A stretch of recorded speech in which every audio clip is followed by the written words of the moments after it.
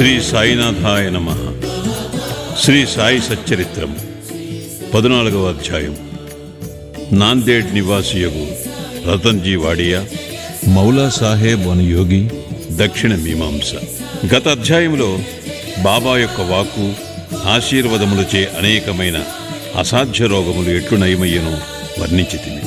ఈ అధ్యాయములో రతన్జీ వాడియా అను వానిని బాబా ఆశీర్వదించి సంతానమెట్లు కలుగజేసెనో వర్ణించదము. ఈ యోగేశ్వరుని జీవితము లోపల వెలుపల కూడా సహజముగా అత్యంత మధురముగా నుండును. వారు నడచినా, భుజించినా, మాట్లాడినా, ఏ పని చేసినను అన్నియూ మధురముగా నుండును. వారి జీవితము మూర్తీభవించిన ఆనందము. శ్రీ సాయి తమ భక్తుల జ్ఞప్తియందుంచుకొను నిమిత్తము వానిని చెప్పిరి. భక్తులు చేయవలసిన పనులు అనేక కథల రూపముగా బోధించిరి. క్రమముగా అవి అసలైన మతమునకు మార్గమును చూపును. ప్రపంచములోని జనులందరూ హాయిగా ఉండవలనని బాబా ఉద్దేశము. కానీ వారు జాగ్రత్తగా నుండి జీవితాశయము అనగా ఆత్మ సాక్షాత్కారమును సంపాదించవలనని వారి ఉద్దేశము. గత జన్మల పుణ్యము కొలది మనకు మానవ జన్మ లభించినది. కాబట్టి దాని సహాయముతో భక్తిని అవలంబించి దాని వలన జన్మరాహిత్యమును పొందవలను. కనుక మనమెప్పుడునూ బద్ధకించరాదు. ఎల్లప్పుడూ జాగ్రత్తగా నుండి జీవితాశయమును, దాని ముఖ్యోద్దేశమునైన మోక్షమును సంపాదించవలను. ప్రతినిత్యము సాయిలీలలు వినిచో నీవు సాయిని చూడగలవు. నీ మనస్సున వారిని రాత్రింబగళ్ళు జ్ఞప్తి అందించుకునము. ఈ ప్రకారముగా శ్రీ సాయిని అవగాహనము చేసుకున్నచో నీ మనస్సులోని చాంచల్యమంతయూ పోవును. ఇటులే కొనసాగిన ఎడల తుదకు శుద్ధ చైతన్యమునందు కలిసిపోదువు. నాందేడు పట్టణ నివాసియగు రతన్జీ. ఇక ఈ అధ్యాయపు ముఖ్య కథను ప్రారంభించదము. నైజాం ఇలాకాలోని నాందేడులో పార్సీ వర్తకుడొకడుండెను. అతని పేరు రతన్జీ షాపూర్జీ వాడియా. అతడు చాలా ధనమును ఆర్జించాను. పొలములు, తోటలు సంపాదించాను. పశువులు, బండ్లు, గుర్రములు మొదలగు ఐశ్వర్యముతో తొలతూగుచుండెను. బయటకు చూచుటకు చాలా సంతుష్టిగా, సంతోషముతో కనిపించెడివాడు. కానీ లోపల వాస్తవముగా అట్లుండెడివాడు కాడు. ఈ లోకమందు పూర్తి సుఖముగా నున్నవారు ఒక్కరూ లేరు. ధనికుడగు రతన్జీ కూడా ఏదో చింతతో నుండెను.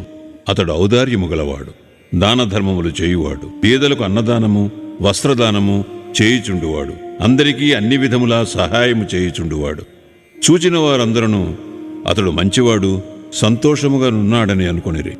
కానీ రతన్జీ చాలా కాలము వరకు సంతానము లేకపోవటచే నిరుత్సాహి అయి ఉండెను. భక్తి లేని హరికథ వలె, వరసులేని సంగీతము వలె, జంధ్యము లేని బ్రాహ్మణుని వలె, ప్రపంచ జ్ఞానము లేని శాస్త్రవేత్త వలె, పశ్చాత్తాపము లేని యాత్ర వలె, కంఠాభరణము లేని అలంకారము వలె రతన్జీ జీవితము పుత్ర సంతానము లేక నిష్ప్రయోజనముగాను, కళావిహీనముగాను ఉండెను. రతన్జీ ఎల్లప్పుడూ ఈ విషయమును గురించి చింతించుచుండెను. రతన్జీ తనలో తానిట్లనుకొనెను, భగవంతుడెన్నడైనా సంతుష్టి చెంది పుత్ర సంతానము కలుగజేయడా? మనస్సునందలి ఈ చింతతో అతడు ఆహారమందు రుచి కోల్పోయాను. రాత్రింబవళ్లు తనకు పుత్ర సంతానము కలుగునా లేదా ఎను ఆతృతతో నుండువాడు. దాసగుని మహారాజునందు గొప్ప గౌరవము కలిగి ఉండేవాడు. ఒకనాడు దాసగుని మహారాజును కలిసి ఆయనతో తన మనస్సులోని కోరికని చెప్పాను. దాసగును అతనికి షిరిడీకి వెళ్ళమని సలహా ఇచ్చాను. బాబాను దర్శించమనెను. బాబా ఆశీర్వాదము పొందమనెను. సంతానము కొరకు వేడుకునమనెను. రతన్జీ దీనికి సమ్మతించాను. షిరిడీకి వెళ్ళుటకు నిశ్చయించాను. కొన్ని దినముల తరువాత షిరిడీకి వెళ్ళాను. బాబా దర్శనము చేశాను. బాబా పాదముల మీద పడెను. ఒక బుట్టలో చక్కని పూలమాలను తెచ్చి దానిని బాబా మెడలో వేసి ఒక గంపతో పండ్లను బాబాకు సమర్పించాను. మిక్కిలి వినయ విధేయతలతో బాబా దగ్గర కూర్చుండి ఇట్లు ప్రార్థించాను.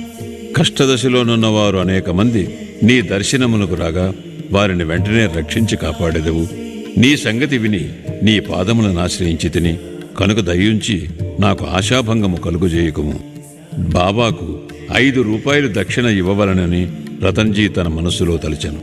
బాబా అతనిని 5 రూపాయల దక్షిణ కోరి అతడా పైకమ్మునిచ్చినంతలో తనకు 3 రూపాయల 14 అనాలు ఇంతకు పూర్వమే ముట్టి ఉండెనని, కాన మిగిలిన 1 రూపాయి 2 అనాలు మాత్రమే ఇమ్మనెను. ఇది విని రతన్జీ మిగులు ఆశ్చర్యపడాను. బాబా ఆడిన మాటలను రతన్జీ గ్రహించుకొనలేకపోయాను. కానీ బాబా పాదముల వద్ద కూర్చుండి మిగతా దక్షిణ ఇచ్చాను. తాను వచ్చిన పని అంతయు బాబాకు విన్నవించి తనకు పుత్ర సంతానము కలుగు చేయమని వేడెను. బాబా మనస్సు కరిగెను. దిగులు పడకు, నీ కీడు రోజులు ముగిసినవి. అల్లా నీ మనస్సులోని కోరిక నెరవేర్చును అని చెప్పాను. బాబా వద్ద సెలవు పుచ్చుకొని రతన్జీ నాందేడుకు వచ్చాను. దాసగణకు షిరిడీలో జరిగిన వృత్తాంతమంతయు తెలిపాను. అంతయు సవ్యముగా జరిగిననియు, బాబా దర్శనము, వారి ఆశీర్వాదము, ప్రసాదము లభించినవనియు, ఒక్కటి మాత్రము తనకు బాధపడిన సంగతి గలదనియు అనెను. తమకు అంతకు ముందే 3 రూపాయల 14 అణాలు ముట్టినవని బాబా ఆడిన మాటలకు అర్థమేమని దాసగుణను అడిగాను. ఇంతకు మునుపు నేనెప్పుడూ షిరిడీకి వెళ్ళి ఉండలేదే, నా వల్ల బాబాకు 3 రూపాయల 14 అణాలు ఎట్లు ముట్టెను?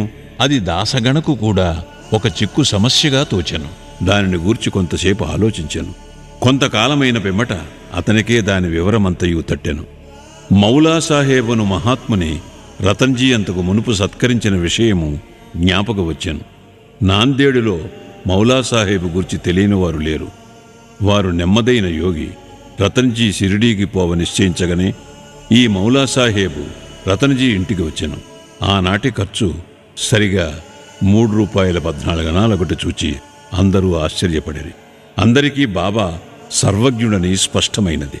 వారు షిరిడీలో ఉన్నప్పటికీ దూరంలో నేమి జరుగుచుండెనో వారికి తెలియచుండెను. లేనిచో మౌలా సాహేబుకిచ్చిన 3 రూపాయల 14 అణాల సంగతి బాబాకెట్లు తెలియగలదు? వారిద్దరూ ఒక్కటే అని గ్రహించిరి.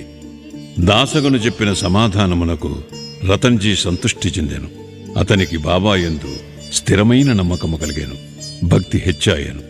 కొద్ది కాలము పిమ్మట అతనికి పుత్ర సంతానము కలిగాను. ఆ దంపతుల ఆనందమునకు మితి లేకుండెను. కొన్నాళ్లకు వారికి 12 సంతానము కలిగిరి. కాని 4 మాత్రమే బ్రతికిరి. ఈ అధ్యాయము చివర హరివినాయక సాఠే అయినవాడు తన మొదటి భార్య కాలము చేసిన పిమ్మట 2వ వివాహం చేసుకునినచో పుత్ర సంతానము కలుగునని బాబా ఆశీర్వదించిన కథ గలదు. అట్లే 2వ భార్య వచ్చిన పిమ్మట వారికి 2 కుమార్తెలు కలిగిరి. అతడు నిరుత్సాహము చెందెను. కాని బాబా మాటలన్నిటికీ అసత్యములు కానేరవు. 3వసారి అతనికి కొడుకు పుట్టాను. ఇట్లు బాబా వాక్యము నిజమైనది. అంతనతడు మిక్కిలి సంతృష్టి చెందెను. దక్షిణ మీమాంస. దక్షిణ గూర్చి క్లుప్తముగా చెప్పి ఈ అధ్యాయమును ముగించెదము. బాబా తమను చూచుటకు వెళ్ళిన వారి వద్ద నుంచి దక్షిణ పుచ్చుకొనుట అందరికీ తెలిసిన సంగతే. బాబా ఫకీరైనచో, వారికి దేనియందు అభిమానము లేకున్నచో వారు దక్షిణ ఎందుకడగవలను, వారు ధనమేల కాంక్షించవలను అని ఎవరైనా అడగవచ్చును. దీనికి పూర్తి సమాధానమిది. మొట్టమొదట బాబా ఏమీయునూ పుచ్చుకొనిడివారు కారు. కాల్చిన అగ్గిపుల్లలను జాగ్రత్త పెట్టుకుని జేబులో వేసుకొనిడివారు. భక్తులను గాని తదితరులను గాని బాబా ఏమీ అడిగడివారు కారు. ఎవరైనా ఒక కాని గాని 2 కానులు గాని ఇచ్చినచో వానితో నూనె, పొగాకు కొనిడివారు. బీడీ గాని చిలుము గాని పీల్చేవారు. రిక్తహస్తములతో యోగులను చూడరాదని కొందరు 1 గాని 2 గాని పైసలను బాబా ముందర పెట్టేవారు. 1 గాని ఇచ్చినచో బాబా జేబులో ఉంచుకొనిడివారు. అర్ధన అయినచో తిరిగి ఇచ్చేవారు. బాబా కీర్తి అన్ని దిశలకు వ్యాపించిన తరువాత అనేక మంది బాబా దర్శనమునకై గుంపులు గుంపులుగా రాజొచ్చిరి. అప్పుడు బాబా వారిని దక్షిణ అడుగుచుండెను. దేవుని పూజ యందు బంగారు నాణెము లేనిదే ఆ పూజ పూర్తి కాదు అని వేదము చెప్పుచున్నది. దేవుని పూజ యందు నాణెం అవసరమైనచో యోగుల పూజలలో మాత్రమేలయుండరాదు. శాస్త్రములలో కూడా ఏమని చెప్పబడినదో వినుడు. భగవంతుని, రాజుని, యోగిని, గురుని దర్శించుటకు పోవునప్పుడు రిక్తహస్తములతో పోరాదు. నాణెము గాని డబ్బు గాని సమర్పించవలను. ఈ విషయము గూర్చి ఉపనిషత్తులు ఏమని ఘోషించుచున్నవో చూచెదము. బృహదారణ్యకోపనిషత్తులో ప్రజాపతి దేవతలకు, మానవులకు, రాక్షసులకు దా అను అక్షరము బోధించాను. ఈ అక్షరము వల్ల దేవతలు దమము అవలంబించవలనని గ్రహించిరి, అనగా ఆత్మను స్వాధీనమందుంచుకొనుట. మానవులు ఈ అక్షరమును దానముగా గ్రహించిరి. రాక్షసులు దీనిని దయ అని గ్రహించిరి. దీనిని బట్టి మానవులు దానము చేయవలనని నియమము ఏర్పడెను.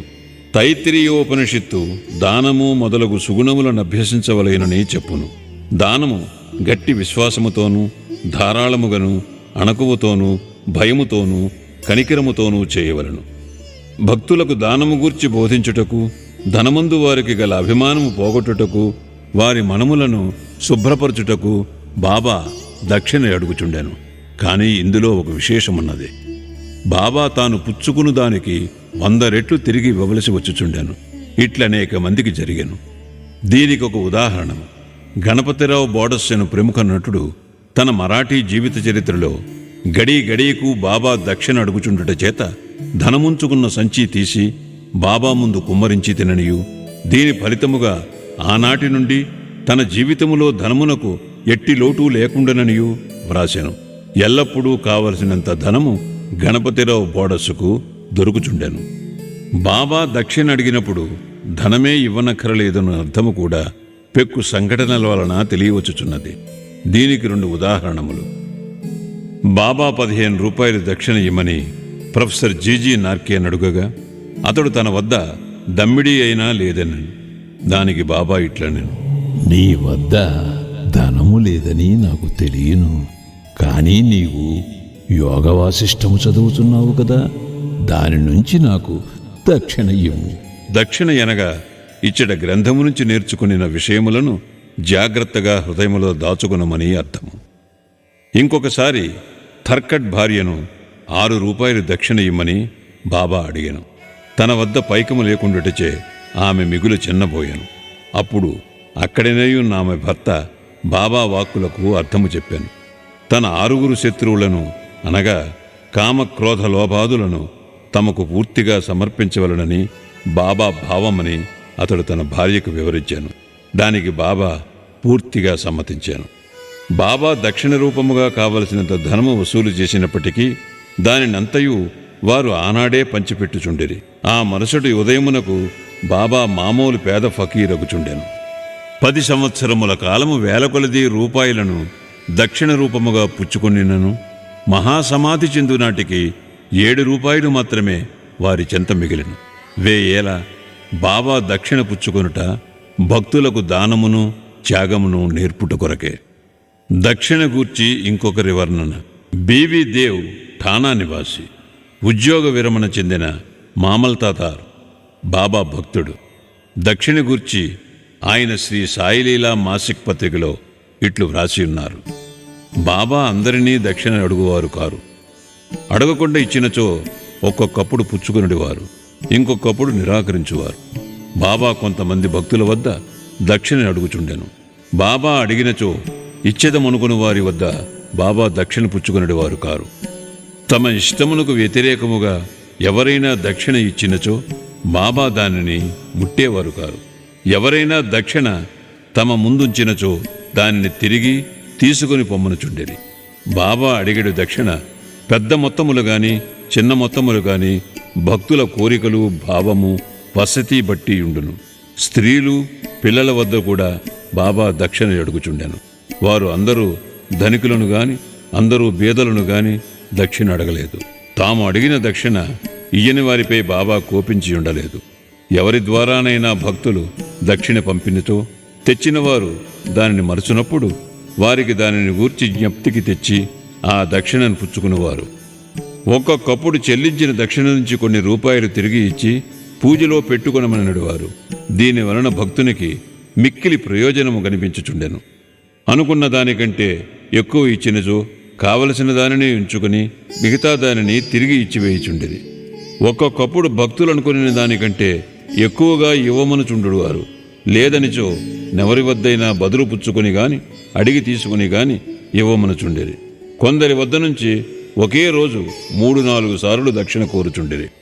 దక్షిణ రూపముగా వసూలైన పైకము నుంచి బాబా కొంచెము మాత్రమే చిలుమునకు ధుని కొరకు ఖర్చు పెట్టుచుండేది. మిగతా దానినంతయు బీదలకు దానము చేయుచుండెడివారు. 50 రూపాయలు మొదలు 1 రూపాయి వరకును ఒక్కొక్కరికి నిత్యము దానము చేయుచుండువారు. షిరిడీ సంస్థానములో ఉన్న విలువైన వస్తువులన్నీ రాధాకృష్ణమాయి సలహాచే భక్తులు తెచ్చి ఇచ్చిరి. ఎవరైనా విలువైన వస్తువులు తెచ్చినచో బాబా వారిని తిట్టడివారు. నానాసాహెబ్ చందోర్కర్తో తన ఆస్తి అంతయు 1 కౌపీనము, 1 విడిగుడ్డ, 1 కఫని, ఒక తంబిరేలు గ్లాసు మాత్రమే అనియు, అయినప్పటికీ భక్తులు అనవసరమైన నిష్ప్రయోజనమైన విలువైన వస్తువులు తెచ్చుచున్నారని అనుచుండెడివారు. మన పారమార్థికమునకు ఆటంకములు 2 గలవు. మొదటిది స్త్రీ, రెండవది ధనము. షిరిడీలో బాబా ఈ 2 సంస్థలను నియమించియున్నారు. అందొకటి దక్షిణ, రెండవది రాధాకృష్ణమాయి. తన భక్తులు ఈ రెంటినీ ఎంతవరకు విడిచిపెట్టిరో పరీక్షించుటకై బాబా వీనిని నియమించెను. భక్తులు రాగానే దక్షిణ ఎడిగి పుచ్చుకుని బడికి అనగా రాధాకృష్ణమాయి గృహమునకు పంపుచుండెరి. ఈ 2 పరీక్షలకు తట్టుకొన్నచో అనగా కనకమందు కాంతయందు అభిమానము పోయినదని నిరూపించినప్పుడే బాబా దయవలన ఆశీర్వాదము వలన వారి పారమార్థిక ప్రగతి శీఘ్రమొకట దృఢపడుచుండెను. భగవద్గీతలోనూ ఉపనిషత్తులలోనూ పవిత్రమైన స్థలమందు పవిత్రునికిచ్చిన దానము ఆ దాత యొక్క యోగక్షేమములకు అధికముగా తోడ్పడునని ఉన్నది. షిరిడీ కన్న పవిత్ర స్థలమేది. అందున్న దైవము సాయిబాబా కన్న మిన్న ఎవరు? 14వ అధ్యాయము సంపూర్ణము. సద్గురు శ్రీ సాయినాథార్పణమస్తు. శుభం భవతు.